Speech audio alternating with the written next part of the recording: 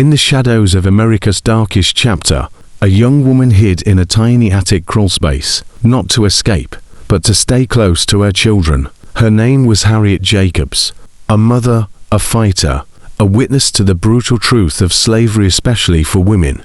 Harriet Jacobs was born into slavery in 1813 in Edenton, North Carolina. Her early years were surprisingly gentle. Her enslaver allowed her to learn to read and write, but that small mercy would not last. When her enslaver died, she became the property of Dr. James Norcom, a man who tormented her not with chains or whips, but with years of sexual harassment, threats, and mental abuse. She was just a teenager when he began his pursuit. To escape his control, Harriet entered a relationship with a white lawyer, Samuel Sawyer, and bore him to children. But even this was an act of resistance. She hoped Sawyer would purchase her and her children's freedom. He didn't. When the threats became unbearable, Harriet made a terrifying choice. She ran away, not to the north.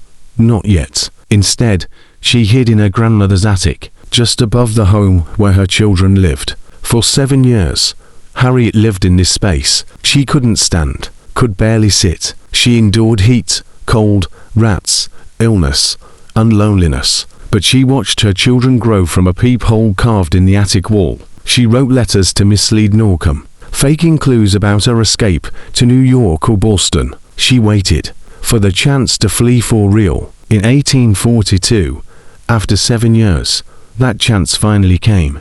With the help of the Underground Railroad, she escaped to the north to freedom. She settled in New York and worked for the family of writer Nathaniel Parker Willis. Eventually, her employer helped purchase her legal freedom in 1852. But Harriet didn't forget. She didn't stay silent. In 1861, under the name Linda Brent, she published Incidents in the Life of a Slave Girl, one of the first slave narratives written by a woman, and one of the only to speak directly about the sexual abuse of enslaved women. During the Civil War, Harriet served as a relief worker, helping newly freed black communities. She helped open schools. She traveled. She kept fighting. Harriet Jacobs died in 1897, but her story never did. She gave voice to women in bondage, to mothers torn by slavery, and to generations fighting for freedom. Read her story. Remember her strength. Let her truth live on.